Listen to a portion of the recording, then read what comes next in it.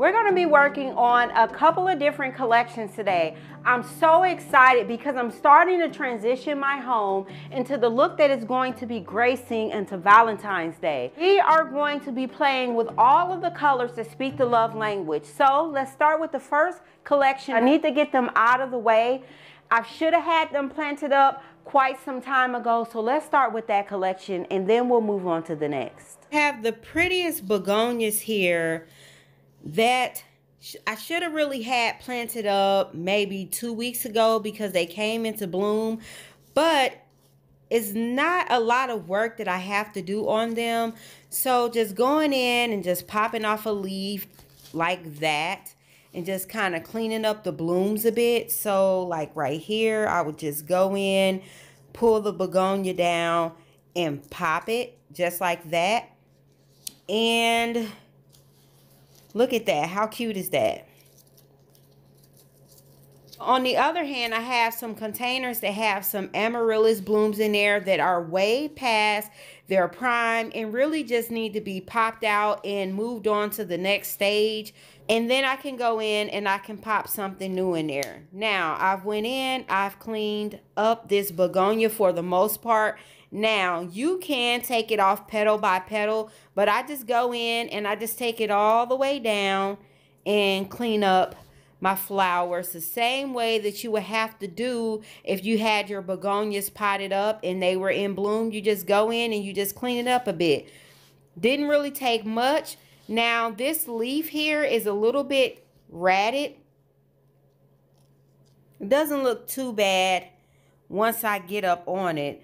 So I'm going to leave that in place, but we will go ahead and pop these up. They look absolutely beautiful.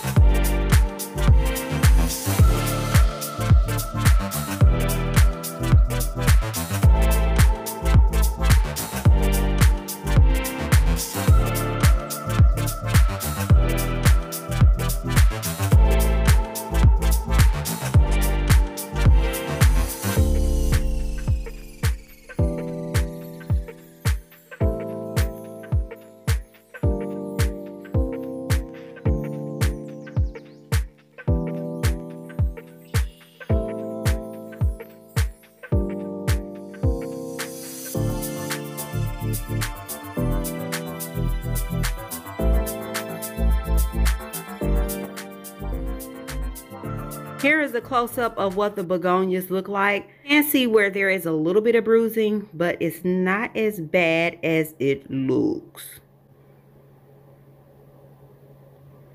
Just needs a little bit more cleanup. I have the watering can for us here. So once we get this back in its place, then we'll go ahead and water it. But before I plant this container up, I always go in and put a piece of screen on the inside of it to cover the drain hole, which makes sure that no soil gets down in the base of this container.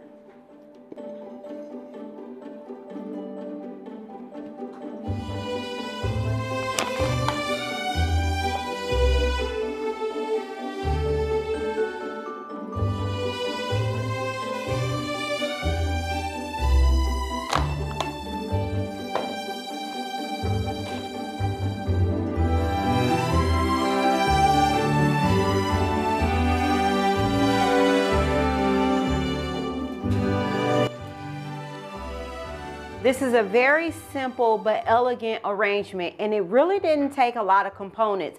sometimes less is more when you're doing mixed containers. So what I did was I used the tulip, and I used the beautiful wine color in the tulip. I use this color wine tulip every year in my garden. It is a must for me because I love the way that the colors are so deep, they're rich, and it's an absolute must. But then it comes in and it picks up the blush color of the Hellebore. Now, the Hellebore is a crowd favorite. Everyone loves the Hellebore. And I paired these two together. I think they pair nicely with the container as well. Now, we're going to get this back in its place.